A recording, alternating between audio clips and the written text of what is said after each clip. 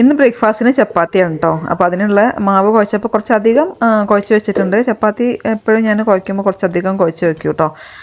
പിന്നെ സാമ്പാർ നോക്കിയപ്പോൾ ഇന്നലെ വെച്ച സാമ്പാറാണ്, അപ്പോൾ കുറച്ച് അധികം ഇരിക്കുന്നുണ്ട്. പിന്നെ ഉച്ചയ്ക്ക് ചോറ് വെച്ചാൽ പെട്ടെന്ന് പണി കഴിയും.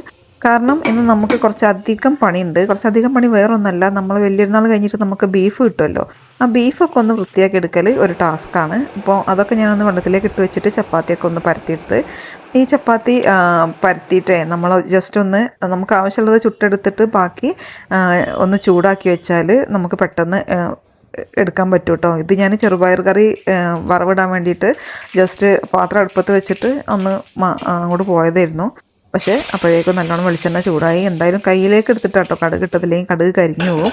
അപ്പോൾ എന്തായാലും കടുക് ഇടാൻ നോക്കിയപ്പം ചെറുപയർ വെന്തിട്ടില്ല. അതെന്തായാലും ഞാൻ ആ വെളിച്ചെണ്ണ അതിലേക്ക് ഒഴിച്ചിട്ട് ജസ്റ്റ് ഒന്നുകൂടി 2 വിസിൽ വരുത്തി.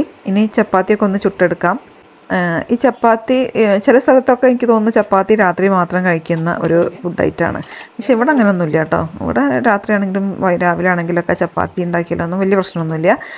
പക്ഷെ ഞാൻ ചപ്പാത്തി എപ്പോഴും ഉണ്ടാക്കുമ്പം 1 2 എങ്കിലും ഞാൻ അധികം ഉണ്ടാക്കി വെക്കും. കാരണം ഒരു പണിയെടുക്കുമ്പം കുറച്ചധികം അത് ക്വാണ്ടിറ്റിയിൽ ഉണ്ടാക്കി വെച്ചാൽ നമുക്ക് ഫ്രിഡ്ജിൽ വെച്ചാൽ വേറൊരു സമയത്ത് നമുക്കതൊരു ഉപകാരമാവും.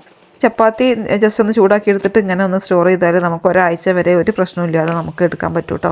പിന്നെ ബീഫൊക്കെ തണുപ്പ് വിട്ടപ്പോൾ ഞാൻ ഞാൻ നല്ലോണം ക്ലീനാക്കി കുറച്ച് പൊരിക്കാൻ വേണ്ടിയിട്ട് വേവിച്ച് വെക്കാൻ വേണ്ടിയിട്ടാണത്. പിന്നെ എല്ലും അങ്ങനത്തെ കാര്യങ്ങളൊക്കെ ജസ്റ്റ് ഒന്ന് വരട്ടിയ പോലെ ആക്കാൻ വേണ്ടിയിട്ട് നമ്മുടെ മല്ലിപ്പൊടിയും ഇറച്ചി മസാലയും മഞ്ഞൾപ്പൊടിയും പിന്നെ കുരുമുളകും മാത്രം ഇട്ടിട്ട് നല്ലോണം ഇത് ചട്ടിയിൽ വെച്ചിട്ട് അടുപ്പിൽ വറ്റിച്ചെടുത്താൽ നല്ല ടേസ്റ്റ് ആയിരിക്കും കേട്ടോ.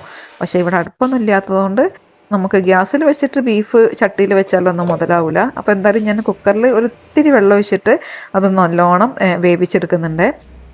നല്ലോണം കുരുമുളക് ഇട്ട് കൊടുത്താൽ നല്ല ടേസ്റ്റ് ഉണ്ടാവും കേട്ടോ. നമ്മൾ ഈ ഉളുവാൻ്റെ ഇറച്ചി ഇങ്ങനെ വെച്ചാലേ ടേസ്റ്റ് ഉണ്ടാവുള്ളൂ.